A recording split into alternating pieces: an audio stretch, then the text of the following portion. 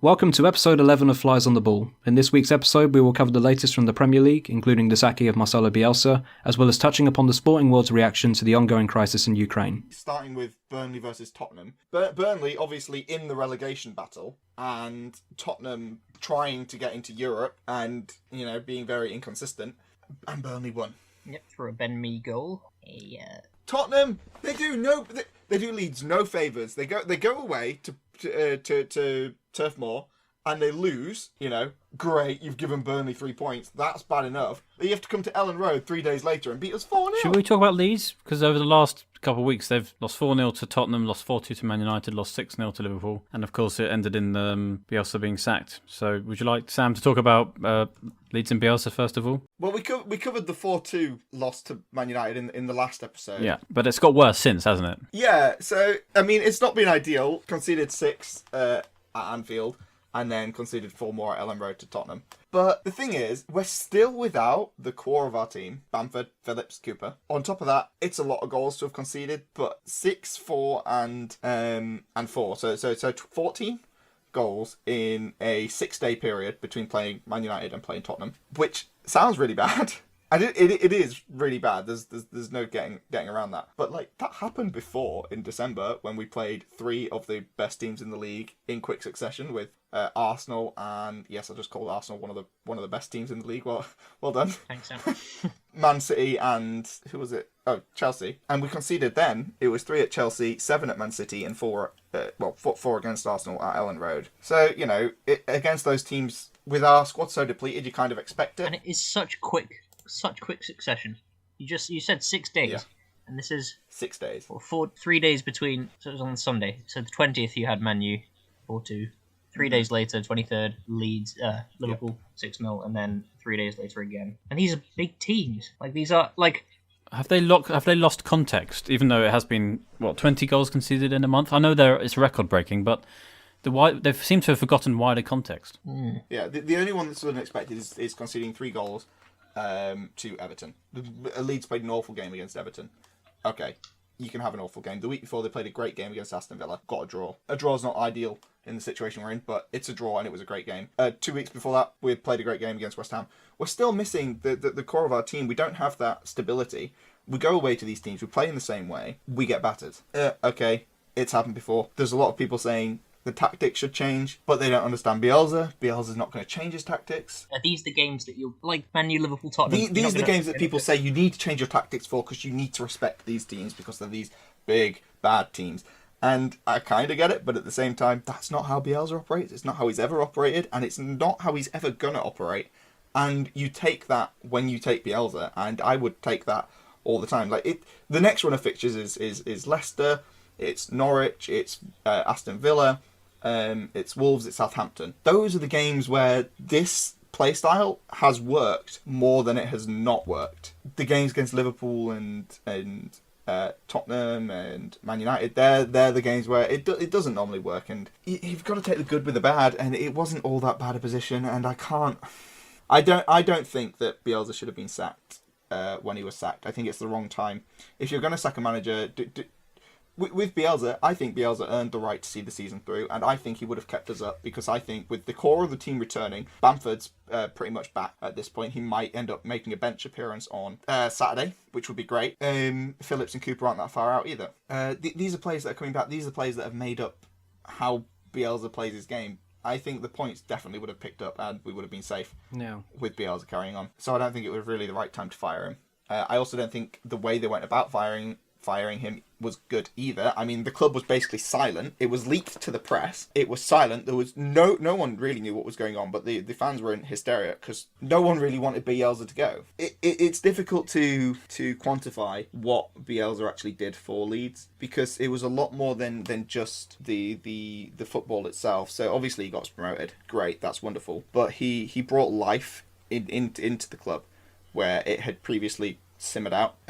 We had a new manager basically every year and it was not working the entire time we were out of the Premier League. Bielsa comes along, he's our longest standing manager in ages. He lasted nearly 4 years, nearly 4 seasons, and he got us not only back to the Premier League, but it was back to the Premier League playing great football. He didn't stop playing that great football last year. Some teams, they come up, they change their tactics so that they don't lose, and he didn't do that. He attacked the Premier League. It was really exciting. We got 9. All the injuries this season is what's hurt us, not Bielsa's tactics, I don't think. We overachieved last season, and so people put too much pressure on their expectations for this season. There was no real investment from the board. The only player we got in since last season's finish was Dan James. And okay, Dan James is, I think he's great. Needs to work on his end product, but as a player, he's been good. And he works hard and tracks back. But that's one player.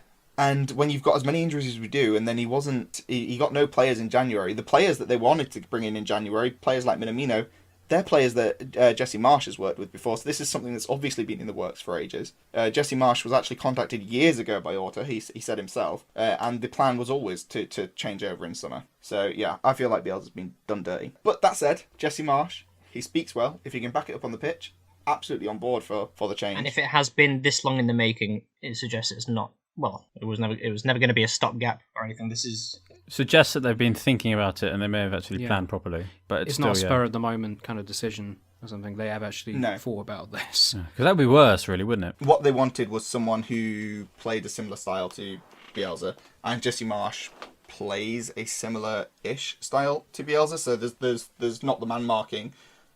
So we'll see how similar it is, but it is very much pressing, winning the ball, attacking, and that style of play, that type of football is sort of what this Leeds team is all about. So on paper, not the worst move. I'm behind the new manager. I think that he's a good choice on paper for Leeds.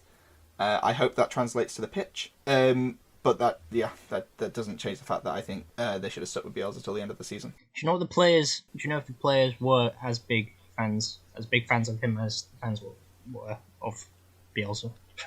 Like, not that it's a huge deal, but like, I know Ben White did. But even Ben White did. In with a thank you, Alioski did. He's not with us anymore. A lot of our players posted a goodbye to Bielsa. He's definitely got a unique emotional connection with the club, one which you don't really see with many clubs nowadays. How many managers, even long-serving managers, have such a strong connection with a club? I understand the criticism of Leeds playing open-style football in the wrong circumstance this season, at least in the latter half of this season, when you need to be perhaps ostensibly more pragmatic and focus more on clean sheets and trying to pick up points anywhere you can. But I also get why you'd like to stick to your principles. So I've seen criticism of Bielsa being egotistical and arrogant, but I also get that there have been multiple injuries, and sticking to the way you're playing in a way is actually a fairly modest thing to do. And it's also more exciting for teams to actually go down, if they do go down, playing decent football rather than the usual. Because there are some certain teams that stay around for too long, teams which play very pragmatic but boring football. They know how to stay up, but they don't add anything to the league. Wigan were they did this for many years. Burnley are doing it at the moment, and again, Leeds' connection with Bielsa is something fairly unique. Because if you have a manager loved by the fans like this, normally he's won trophies, but which technically, I was going to say technically he has. Technically he has, and he's brought them up. He won the championship and brought them up. But it's a unique connection, and it's a shame it had to end like this. Very few managers you get murals painted of them, or a street named after them, or a really old pub named after them temporarily as well. Yeah, it is unique, but it's what he brought to the city as well as the club, and he really united everything. Made things seem possible again, which has been missing. We've had a lot of bad owners, and I'm not really the best person to speak on all of that. If he can make you fall in love with football again, then he's done something. And that's what he did for a lot of people. I mean, he stood at the training ground pretty much the entire day after he was sacked, meeting fans, signing things, saying goodbye. And I don't think you get that sort of admiration for a manager normally who has lost so many games by so much. When a manager's sacked, normally you don't get that sort of admiration at all. No. Normally fans are calling for him to be gone at a much higher rate. I mean, there's a website now with thank you messages for Bielsa that's racked up well over 10,000. So he still means a lot to all the fans, and I think he'll continue to do so. And it's but we're entering a new chapter now without him. I only asked about the players' view on him before, because as far as they go, they're the ones that you see react on the pitch, and I'm wondering if, Mm-hmm. normally, well, a lot of the time, the manager change is a bit clearer, and there's, I don't know, the players are behind it, maybe, and there's a bounce. You get the manager bounce, but I don't know. Well, I don't know if they're gonna. we'll find out, I guess, whether we get that new manager bounce, and whether I suspect that one of the things that Bielsa drilled into people was you play for the team, not for yourself, that sort of thing. I think the players will work for Jesse even if they weren't on board with Bielsa sacking anyway. There's so many rumours that go around. You just don't know.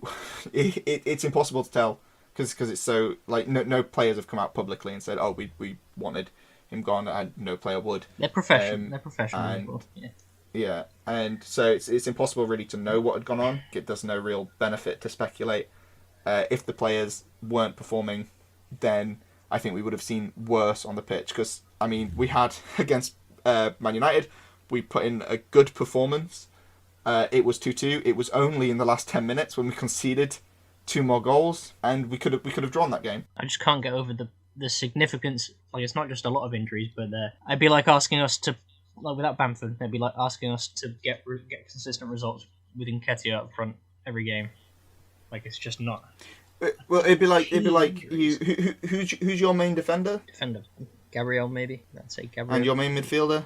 Basically, your main spine, if that's ripped out. Yeah. Party. If they were out for a significant period of time, just like Jack will do the job. Lacazette, Partey, and Gabriel, all of them missing for half the season. I mean, Bamford's played 22 minutes in 22 games now, and that was as a substitute appearance where he got a goal. So he got a goal in that substitute appearance, but he got injured again, and he might finally be coming back. Hopefully, Jesse Marsch can turn it around, but it's a shame that it had to end with Bielsa. He's got a chance. Yeah, from what I've seen of him in interviews, from his press conference, from watching a few videos on his Salzburg team, and from reading up on the context of his poor time at Leipzig, I'm quietly confident that he will be able to keep us up this season. I think he's a good fit for Leeds on paper, but yeah, time will tell. I just wish that it hadn't happened as it had happened, and I think a lot of fans feel that way, that it was an unjust way to dispose of Bielsa after everything he did. Is Marsch going to be the first American manager since, I think, Bob Bradley? Yeah, there's a lot of Ted Lasso comparisons. Yeah, he mentioned it in a press conference, didn't he? He did. He went on about what he wants to bring. He first of all said that there is a stigma on American managers, which is fair enough. And then he said that Ted Lasso probably didn't help. And then he listed all the stuff he wanted to bring, and then he was like, which sounds like Ted Lasso. But yeah, so we'll see how it pans out. But yeah, he certainly talks a good game. So we'll see on Saturday, probably just before this episode goes live, whether or not he can back it up on the pitch. See it on Saturday. We'll see the beginnings of it on Saturday.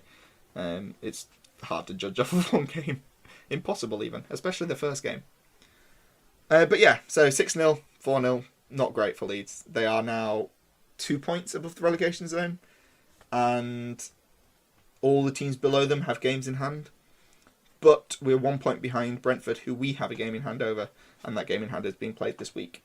So we'll see by next weekend what position we're in exactly, more clearly there. Any other, moving on from Leeds, I suppose, any other particular results over the last 2 weeks that intrigue you? Yeah, we've had the Arsenal Wolves. Arsenal won 2-1. Yep. In good shape for top 4? Yeah. The first one was we beat them away 1-0. Yep, and then 2-1 at home after being 1-0 down for the first 80 minutes, I think. Late lack a goal. Yeah. I don't know. I think this is one of the more underrated pair of results all season, at least for us. Like, Wolves are not known for giving up goals this season, so it's quite I don't know, very significant.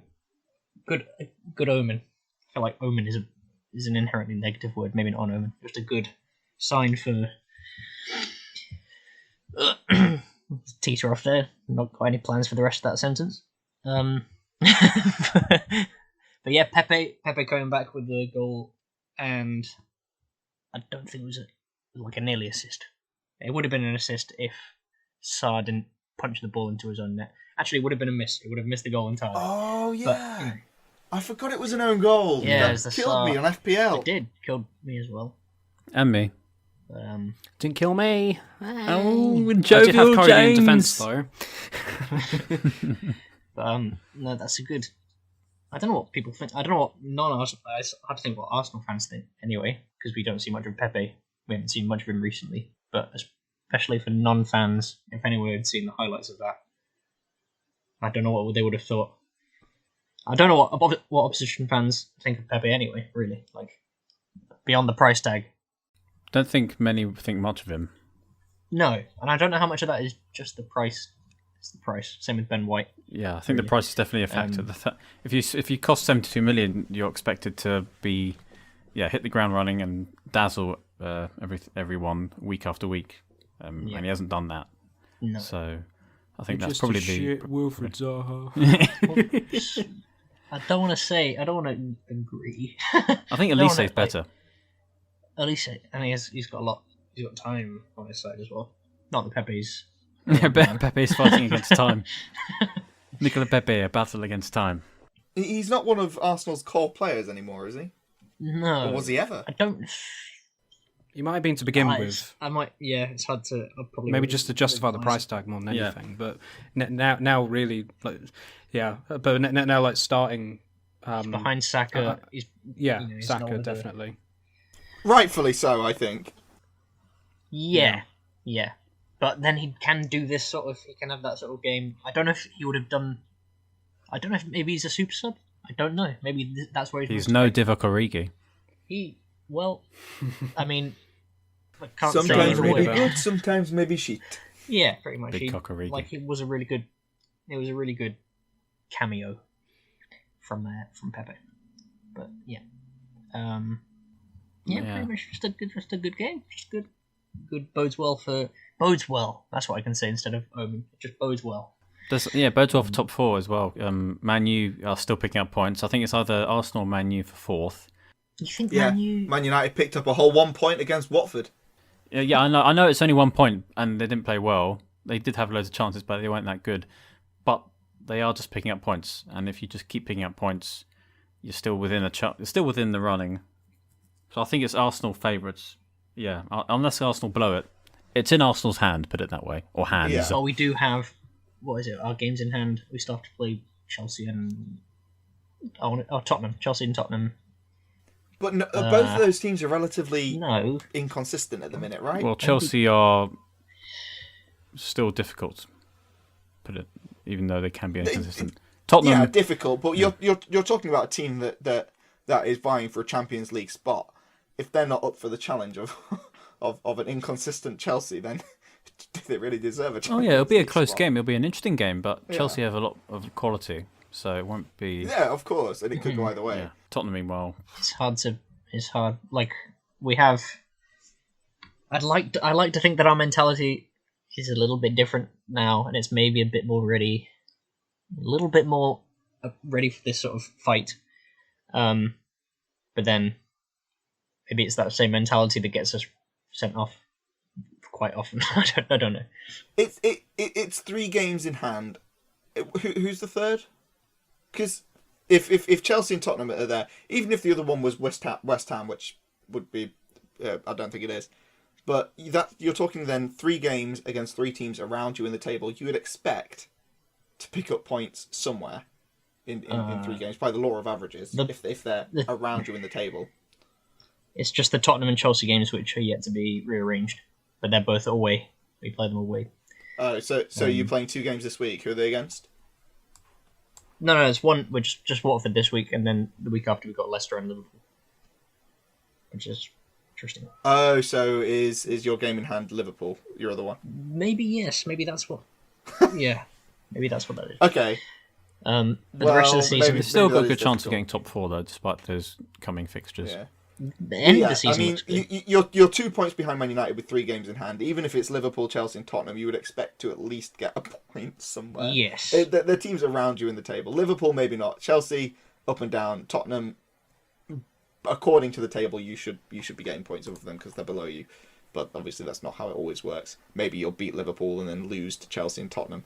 Who knows? And I don't want to cherry pick, but ignoring the 5-game streak, as far as 3-game streaks go, we are joint top. We have the joint best record along with Liverpool, better than City. Yeah. So wow, that's good company that is. Yeah.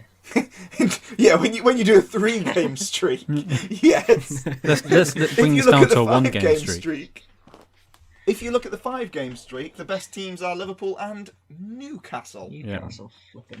Who won again this weekend? Newcastle, despite losing Trippier, should be fine. But yeah, good form. It's so weird to see them outside of the relegation dogfight now. Like I saw there was this, I think, an Instagram post the other day, showing like but by the Premier League official page, showing the bottom 6, like going, oh, who's gonna avoid the drop? And Newcastle wasn't even there. It's just really surprising. Yeah. But at the same time, not so surprising. Well, they've got 13 points. Well, judging from the 5-game thing, they've got 13 points from the last 15 possible, which is mad. Considering where they started, yeah. And they've got total 25 total points, so they've got more than half their total points in the last 5 games. The most annoying thing is that it throws my prediction out the window from the start of the season. Couldn't have known this was coming. I think I had Newcastle. I think James, you might have had Newcastle quite high. I did. I had them at like 11th, which weirdly is now possible. Yeah. But yeah, Newcastle went and beat Brentford 2-0, and I mean Brentford got a red card.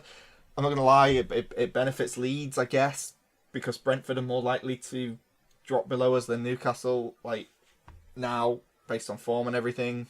So Brentford are still in freefall despite Christian Eriksen joining them, which is a nice moment of positivity, but yeah, their form is pretty poor, Brentford. Can't mention Eriksen and freefall in the same sentence. Meanwhile, did Burnley play 3 games this week? Leicester, Crystal Palace, and Tottenham. Yes. And yes. Oh, point at Crystal Palace, 3 points at Tottenham. That Palace game was from 3 games. Yeah, Burnley they're getting points, which is again any Whether points are it's needed. Just pick up points and you've still got something. I can see Burnley surviving, honestly. Yeah. It'd be expensive. Yeah. They have the experience and the know-how to grind out results. Yeah. They have, to be fair, they've now got less games in hand than Everton. Ooh. They do, So... but Everton are still Everton. And well, to be fair with Everton, they should have had a penalty against Manchester City, but apparently Rodri's handball was not a handball, and that's a fairly controversial moment. Yeah. Everton got an apology for it, but that's not going to stop it. As controversial as that decision was, they should not have given an apology to Everton, because there have been a lot of bad decisions this season as well as last season, and none of them have got an apology. And Are these all Leeds? Kevin Friend. Across the league, there's been loads of bad decisions from VAR. Oh yeah, tons. And no single decision, no single bad decision can fully define a season. Because even if Everton get relegated by a single point, like, that's enough for me. Law of averages, decisions should go for you and against you. Of course, it doesn't always work that way, but whatever. But that single decision, if they get relegated by a single point, they still weren't good enough. We've seen before.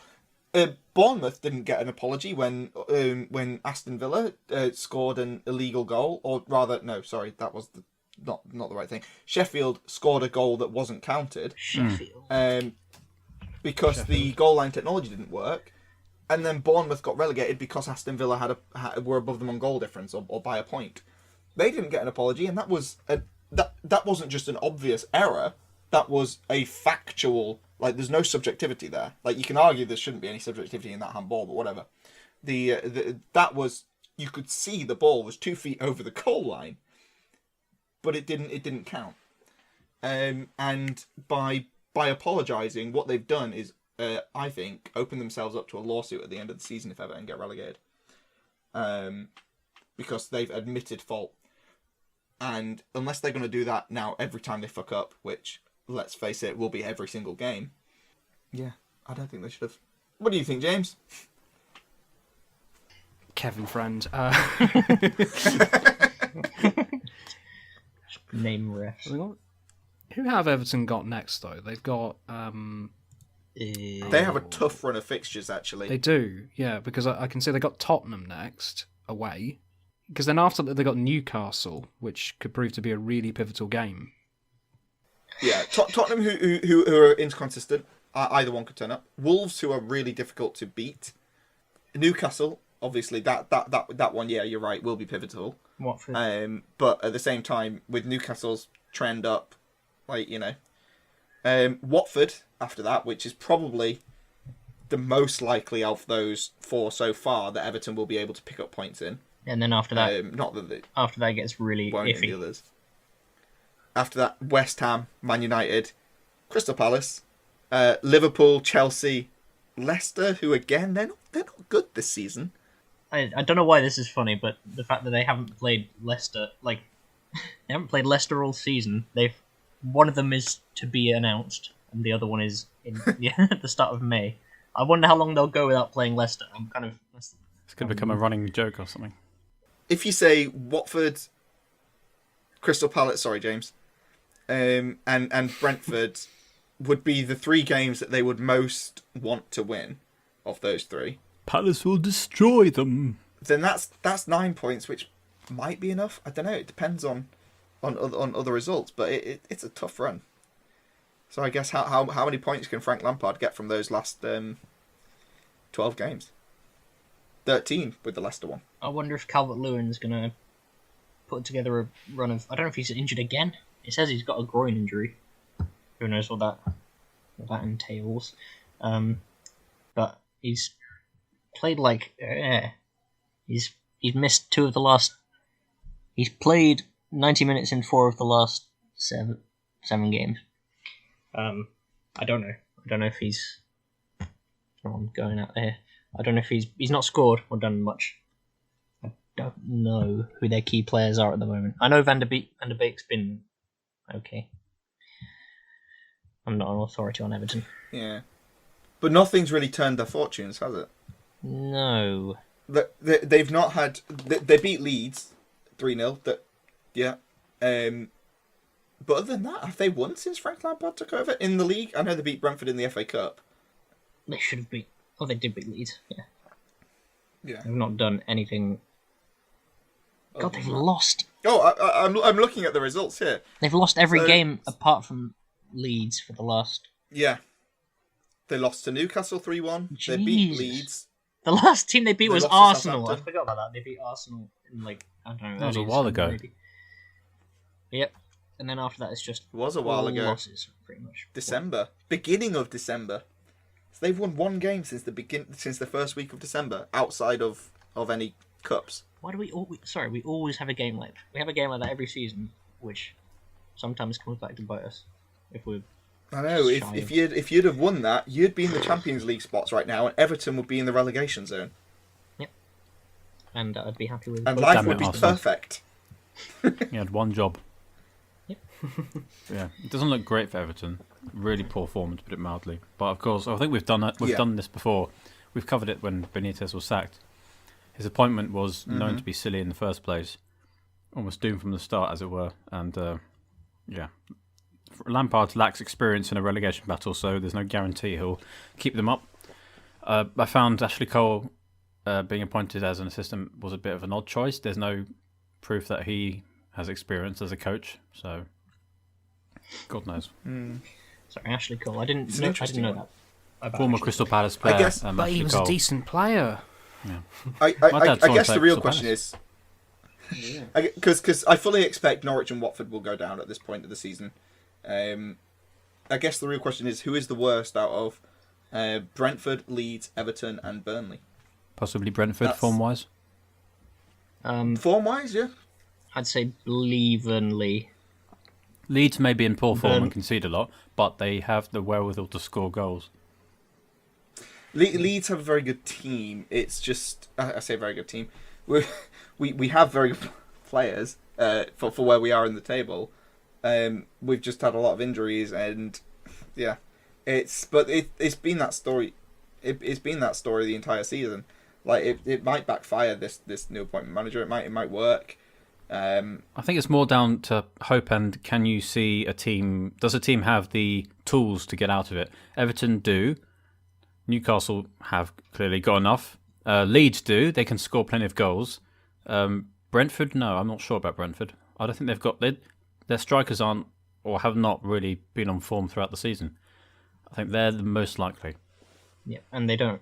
They've been fairly full strength. I know Raya's been out. Raya had been out for ages, but the rest, I don't know if they've had that many injuries. Not compared to Leeds, or even Everton with Calvert-Lewin and stuff. But this has been a fairly full strength Brentford this whole time, I think. Yeah, it's Brentford started really well, so they obviously have the ability. Well, it was that new team bounce, wasn't it? But yeah, I guess they were riding the high of promotion or something. It's weird because they've not been good. When was the last? Was their last good game? Maybe Liverpool 3-3, but the last time they were genuinely impressive was probably when they beat Arsenal on the opening day. Oh, for goodness sake! I don't mean to bring Arsenal up again, but that was the last time I saw Brentford play and thought they've got a chance of staying up. Yeah, I mean they beat Aston Villa, but apparently Aston Villa were really poor that game. Brentford have never really shone. They've not lost games that are quote unquote important in terms of the relegation battle, or at least not many of them. Like they beat Everton, they drew with Leeds, they beat Watford. What else? Then Couple of draws. They lost to Norwich and lost to Burnley. So 2 draws with Palace, I think. Yeah, but yeah, I guess at this. That would be my prediction for the third team. You think Brentford are going down? I think Brentford are most likely because they offer the least. Of course, you know what that would mean, though? If Brentford goes down, that would mean that all 3 teams that got promoted this season will get relegated. It's happened before, hasn't it? It has, yeah. Well, last season it was the 2 teams that got promoted, 2 of the teams that got promoted, plus 1 that got promoted the year before. But yeah, I wonder which of these 3 teams that go down will come back and become more yo-yo clubs. Because we've got Norwich, we've got Bournemouth likely, West Brom, yo-yo clubs that go up and down, up and down. It's a bit boring because you don't get other teams getting Fulham, through. of course. Which of these 3 will be Watford? See, I think, I now think Everton might be the team that get relegated. Based on... Dare to dream. Based on my hope that Leeds don't get relegated. This is not rational, Sam. My belief that Burnley are stubborn and will probably grind out enough points to survive. And I think that Everton have the worst run of games. Like in terms of this, they have a lot of games that are hard games. With an inexperienced manager. With an inexperienced manager or relatively inexperienced manager. Brentford, I think, maybe might get a couple more results if they break their bad form, because they went from good to inconsistent to bad, consistently bad. If they can get, because they're above, they've already got the points on the board, but they've also played more games. So yeah, I think it's between Brentford and Everton. For me, Everton are a lot more likely to stay up because they've got the quality that Brentford don't. If Calvert-Lewin, as you mentioned earlier, if Calvert-Lewin starts firing, then that's fine. But at least they do actually have him and Richarlison, whereas Brentford, Tony and Buemo, they haven't done enough this season. Not enough. They're not producing enough. If you look at Brentford's remaining games, you've got Norwich, Burnley, Watford, Leeds. Those are hard games. Everton. These are the crucial games where their season will be defined. But if Norwich beat Brentford are kind of screwed. Or if Burnley beat Brentford are screwed. But if they can get a win out of those 2 games, then they're sitting on more points, and yeah, they've also got to play Tottenham, who again we've said inconsistent. Tottenham could lose to anyone. They could also probably beat anyone right now. Like they beat Man City, lost to Burnley. So what do you know? West Ham, who are inconsistent. Chelsea, who are a good team, but also I'd say defensively. When did they play Chelsea? Yesterday. April. First game in April. First game. Okay, so it's not. I was thinking if it was like late April, May, then Chelsea might be in end of season mode, which they often are in the last few years when they just try and They seem to just do a job and win things. But Yeah. maybe early April they might not be in the form yet. Is it too hot a take? Is it too hot a take to say that Watford can't be counted out of relegation? Can't be counted out to escape just yet. Well, they do with the manager, but they just lack a strong threat. Yeah. Technically, no one can be counted out. Dennis Dennis is capable, and I'm looking at. They have away fixtures. They've got Liverpool, City, Chelsea away. Those are like already lost, pretty much. And they're not looking like they've got Arsenal, Wolves, and Southampton. So Arsenal at home, then Wolves and Southampton away. They're the next ones. I don't think they're going to get much out of that. But the rest of them, they've got Everton at home. So these are at home. Everton, Leeds, Brentford, Burnley. They've got all of those at home to play. I think there's a good chance that they put some distance, or they make some 6-point swings around the relegation zone. I mean, can anything be read into the fact that they did keep a draw against Manchester United? Well, they took. I don't know, because they lost 4-1 United to Crystal had Palace so a few many days chances. before. They did indeed. Yeah. It's like, again, I think that's kind of because Man United they're drawing a lot of games, sure, and they're winning some games, but they're not. Other than Leeds, they're not piling the goals in, right? No, it's Watford who piled the goals in against Man U, their first. Yeah, and also there's nothing wrong with losing 4-1 to Palace. I think it's. I still think it's quite admirable to maintain a clean sheet against Man U. Like, in spite of all the issues they've been going through, they have still got quite a fair bit of attacking talent. Yes. Just if Dennis starts firing, then they have a chance. But until then, they seem to be a bit impotent. Yeah. I mean, anything's possible. Even Norwich could get out of this. 2 wins puts them outside of the relegation zone already. Makes it exciting. Like it can turn around at any point. And there's still 12 games. 12 games for those who have played 26 anyway. Everton have 14 games left. Burnley have 13 games left. There's a lot of games to play for. That's 36 points to 42 points for Everton to play for. Yeah, I was quite aware looking at the fixtures. I was like picking up teams that everyone's going to play, and then realizing everyone's pretty much still got to play everyone. Yeah, so there's plenty to play for. Yeah. Can you imagine though if Everton did get relegated? That would be remarkable. That would make Benitez even more of a hero at Liverpool. Agent Rafa, his work behind the scenes is still in full swing. It's professional subterfuge. It's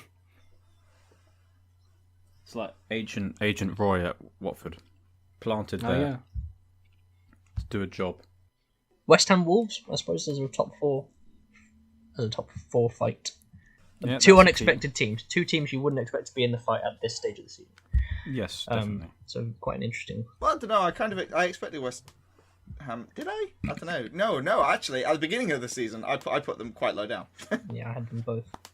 West Ham David Moyes said that after his last job, he went away and did some research, studying, tried to make himself a better manager. I think we've covered this before. So yeah, he's doing an impressive job at West Ham, even though they are kind of faltering. They aren't in the form they were in a couple of months ago. No. Still doing well. And Wolves seem to be. They've got a good chance of getting 5th or 6th. But lost 2 games in a row now. It was a good side. It was a good win for West Ham. They're competing against for those spots. Yeah, it's tight. Yeah. It is tight, but Wolves can still be counted in. Yeah, because they lost to Arsenal and then they lost to West Ham. Both teams above them looking for those spots, right? Yeah, other than that, Southampton beat Norwich.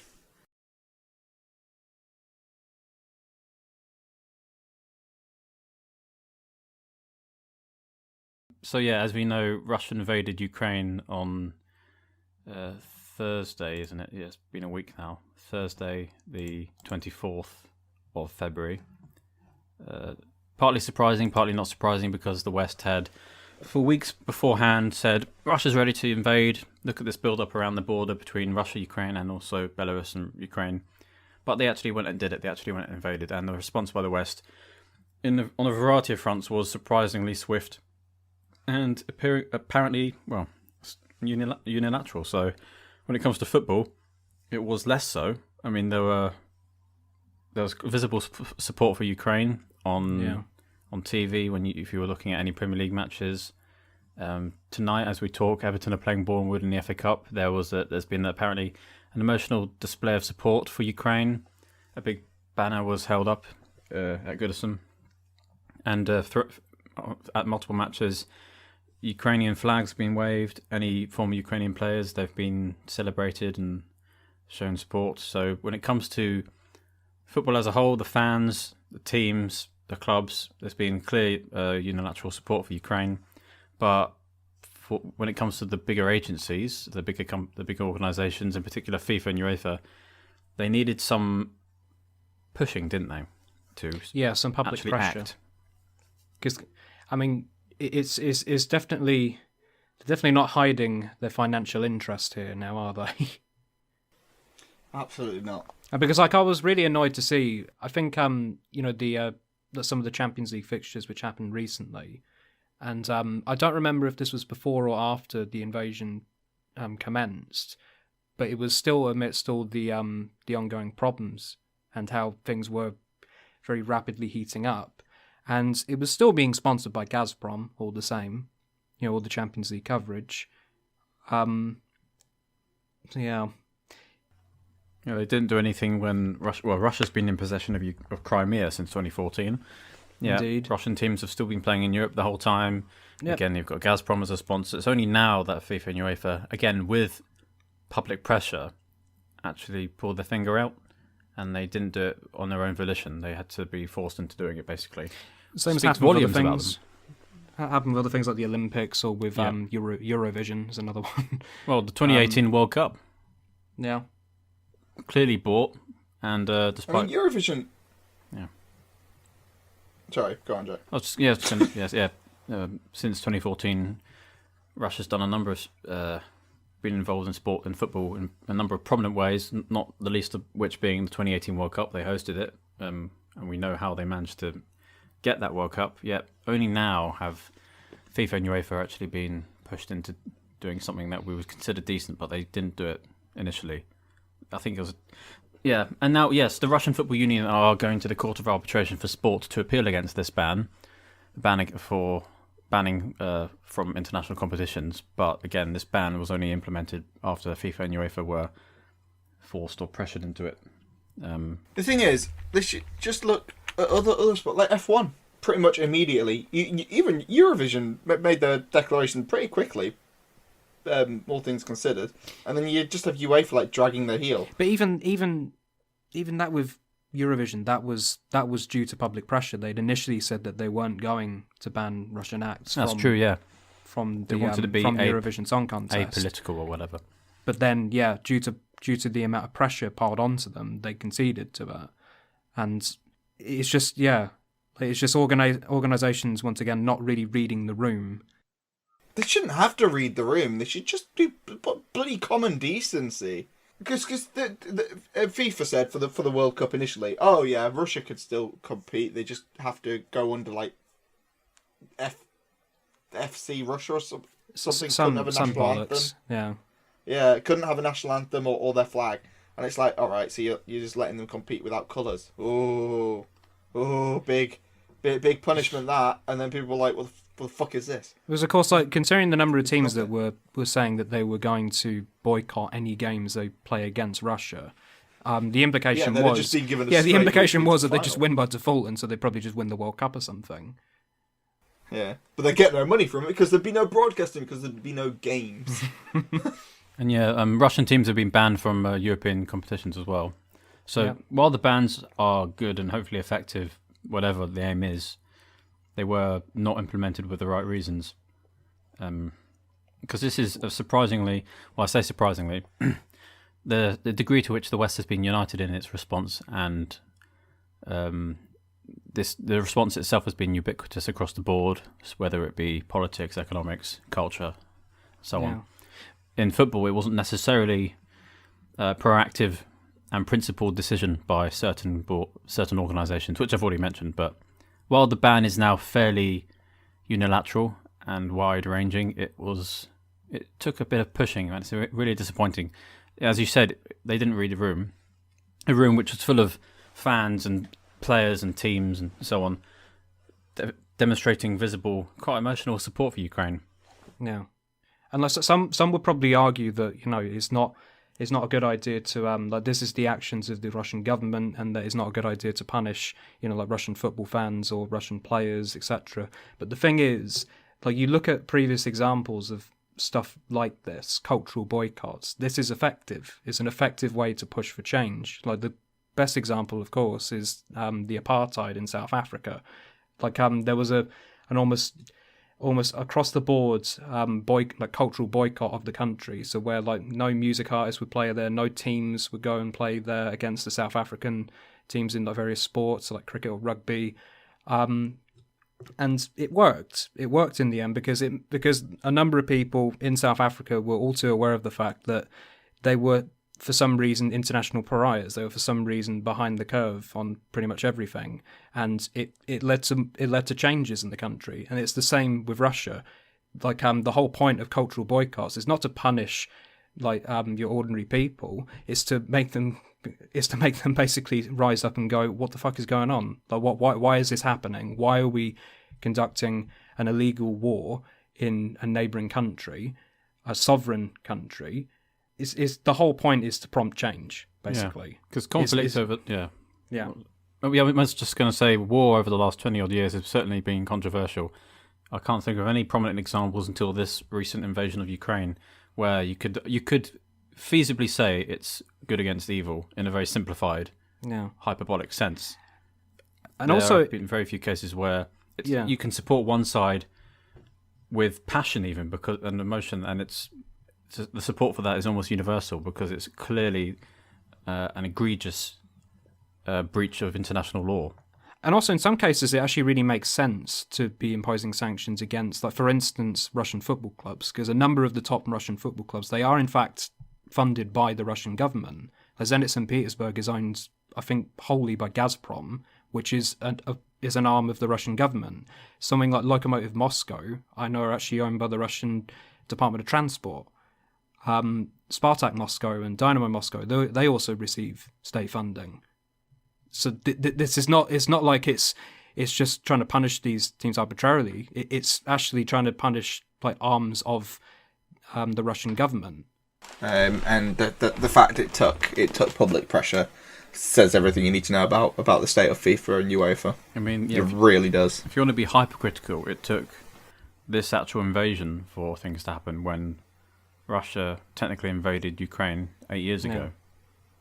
Because then, of course, the big sanction closer to home is what's happened with, I say sanction, the sort of big change that's happened.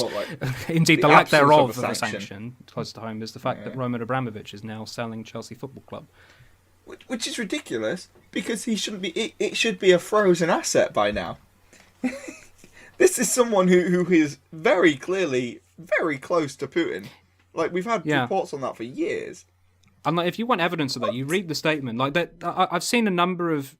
Unfortunately, it's mostly Chelsea fans, which I just find is ridiculous. The number of like mental backflips that are being done in order to defend Abramovich, it's just ridiculous. But look, the key one is that like the statement he's put out. Well, look, he's going to be giving money to victims of the war in Ukraine, but like that's the exact wording. It's victims of the ongoing situation in Ukraine or something like that. It doesn't specifically state that it's to do with that the money is going to go to Ukrainian families, and also the money that's being raised as well is just the net proceeds. So that's just the profits that he would presumably make from the sale of Chelsea Football Club. That could be completely nothing. That there's no open condemnation of the war in that statement. It's the most surefire evidence that he's still very much supportive of the Kremlin, and he's still very much supportive of the war in Ukraine. He's trying not to cut off his ties because because he can't openly condemn it because he doesn't want to condemn it. He's still very much linked with that. So he's trying to imposing sanctions, diverting attention as well by giving money to Ukrainian refugees, but. So it means that but that's the thing, that he probably isn't even doing that. No, it's a claim, but it's a very cleverly written statement. It's a very cleverly written statement that basically ensures that he's not openly condemning the war, and it also makes him look like a good guy in all of this. Like, look, he's giving money to charity. It's just absurd. Wow, that was an interesting collection of topics, wasn't it? Tune in next week for more.